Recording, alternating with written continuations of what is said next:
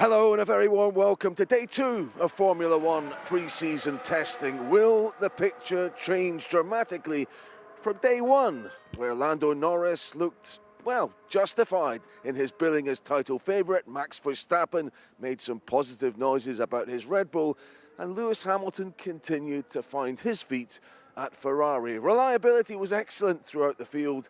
The only technical issue, a power cut that put the circuit lights out. But what's this? Rain in the desert? Steady on, it was only a few specks as the lights went green, but it was due to intensify. So teams got straight down to work. Within the first half hour, George Russell set the quickest time of the test. Russell had sounded quietly satisfied with Red Bull's Constructors' Championship bid. This is Liam Lawson's last day in the car, this RB21, until free practice 1 in Melbourne, Australia. Get your head around that a bit. There's nothing like the impending approach of the start of the season when you think, well, this is it, second day of testing, and it's my last. Next time I'll be in Australia. But that's the way that Red Bull are doing it. Max Verstappen always likes to have the last day of running, because that's when any of the latest bits come to the car, and you can be sure it's going to be in exactly the same or near exactly the same spec as it's going to be in Melbourne, and you get a full day's running. So Liam's got the whole of today. He's got this morning, which is not particularly representative. Then, of course, he'll get the afternoon. But let's, it's easy to forget, isn't it? Can I throw a name out there, Chris, for you? Sergio Perez.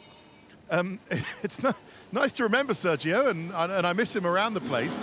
But it's Liam's job to do what Sergio couldn't do, which is score enough points for Red Bull Racing to get back in terms of World Constructors Champions. And Liam is under no illusions.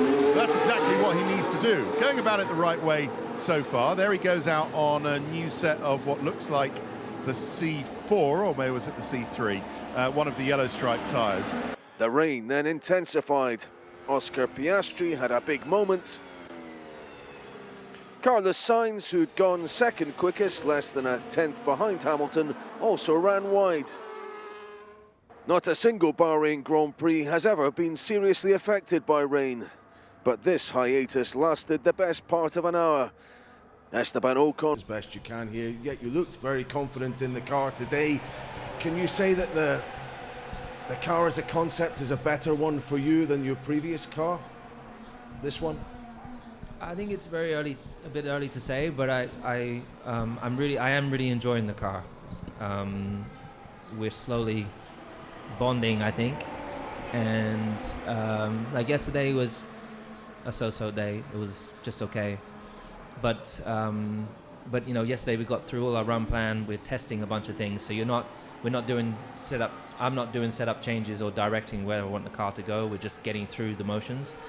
As where today was a bit more of getting to explore a bit of my interaction with my engineer, but so far, I really enjoy driving this car.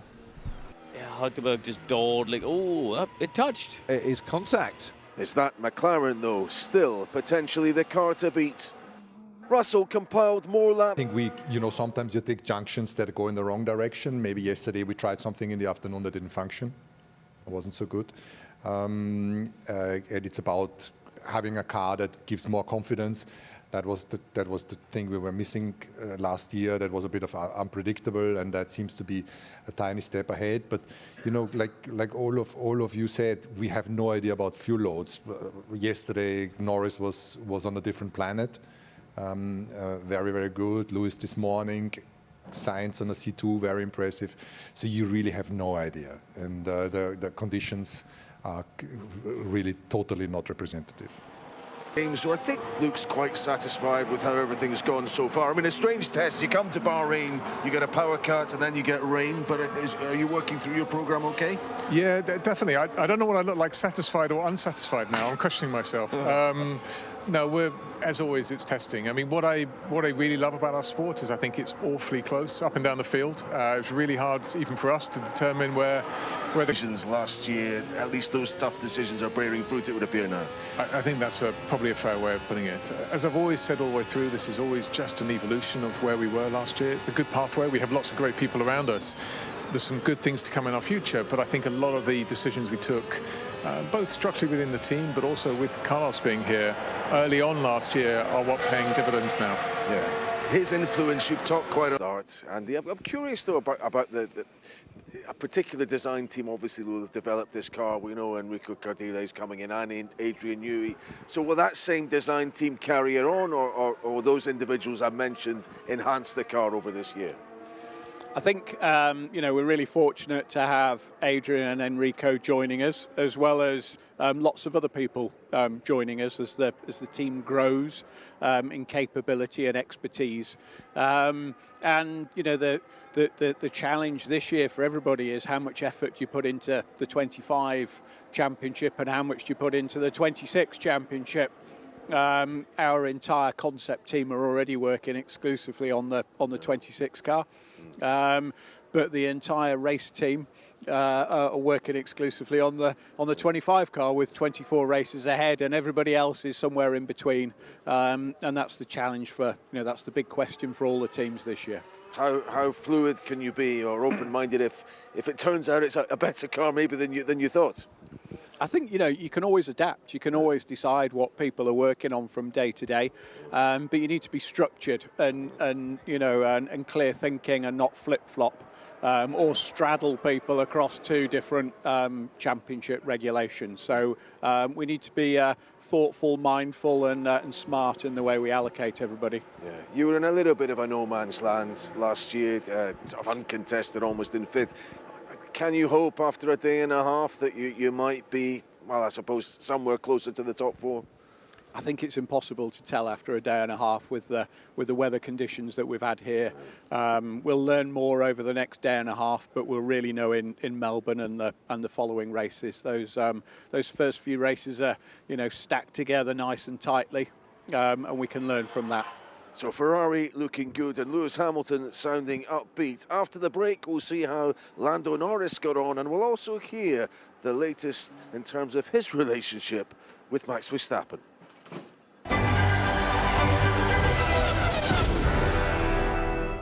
Well, the morning session was all about Lewis Hamilton and his headline times in the Ferrari. What, in the afternoon, would Lando Norris do in the McLaren? Well, Norris's day two had some similarities to his day one. His car spent a fair amount of time in the garage. When he did get going, the focus was on longer runs. In fact, while most drivers were a second quicker on day two, Norris was 4/10 slower than his day one benchmark. Carlos Sainz underlined the unrepresentative nature of the timesheet by topping it using the C3 tyre, which will be the qualifying tyre for the Grand Prix itself. All 6 rookies started the afternoon session. Of that bunch is Kimi Antonelli likeliest to finish highest in the championship. He ran wide early on, but did end up quickest of the 6 rookies. Done half a day, but I enjoyed the driving bit. The car was quite decent to drive, to be honest. Like in terms of pace, it's always difficult to say, but I enjoyed it. I guess that's the most important part of it. It was a bit more predictable, but around this time last year, also around here, it wasn't that bad. But I do think that the team learned a lot from last year, so now we just try to address that from last year and see how it goes. When we go to Australia as well, completely different track, but so far I've been enjoying it. Isaac Hadjar was last to confirm his seat for the year at Red Bull's junior team. He rather got in the way of one of Leclerc's attempts at a low fuel run. Oliver Behrman continued. Haas's high fuel paid dividends for the team last year. The final portion of the day was given over to race simulations. Charles Leclerc embarked on his, including pit stops, but he did have a spin at the final turn. Charles, Lewis has been really enthusiastic about his first few weeks with the team and really seems to be loving life as a Ferrari driver. The sort of romanticism that comes with racing for Ferrari, you've lived that for the past 6 years. Like how much did it live up to your expectations going in, and how nice is it seeing Lewis go through that same process now? Well, I mean, it's really nice to see. Obviously, it's very different, the situation that Lewis finds himself in joining the team. When I joined, I only had done 1 year in Formula 1, so everything was Formula One was still new to me, and I had obviously to learn how a team like Ferrari would work in Formula One, even though I knew the factory and everything by being in the Ferrari Driver Academy before. For Lewis, obviously an Italian team is pretty new to him, but he's achieved so much, and he arrives here obviously as a legend of the sport. So it's really cool to see what it was like for him to have so much success in other teams and the way they used to work. So on that, we've learned a lot. And it was really exciting also to see how happy and excited he was about the whole thing. For me, that meant that the off-season was a bit more in the shadow, but I enjoyed it. I focused on myself. I'm pushing at the maximum to be ready for the first race. And I'm really looking forward to this year, hoping that we'll start the year on a more positive way compared to last year. How has it been as a working relationship between the two of you in terms of talking about the setup direction, the development direction of the car? Have you found that he's a good collaborator and that you're on the same wavelength as each other? Thank you. Yeah, I was surprised. I mean, our driving style is very similar. We both like to push quite a lot, especially the entries, and on that we are quite similar. So that's positive because I think it requires the same thing out of the car, and I think as a team that is always a good thing because we'll definitely push in the same direction because we need the same things. So that was good, and we're working super well together. I mean, we've spent quite a bit of time together since the beginning of the year.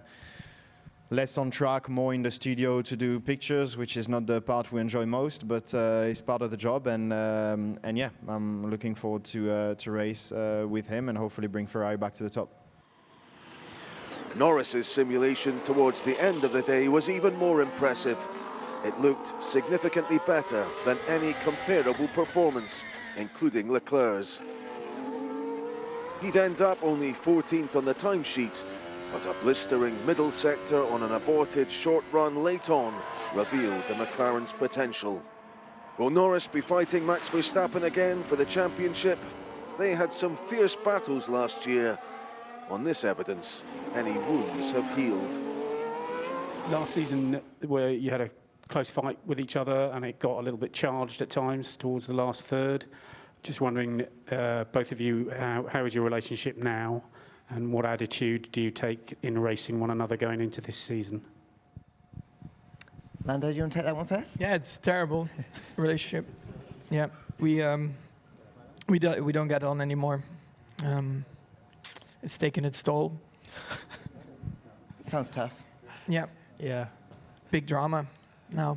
Yeah. Big problems. We had a fight the other day in a local pub. We had to get escorted. I always say, you know, you should have seen the other guy, but actually he still looks good, so you know what happened.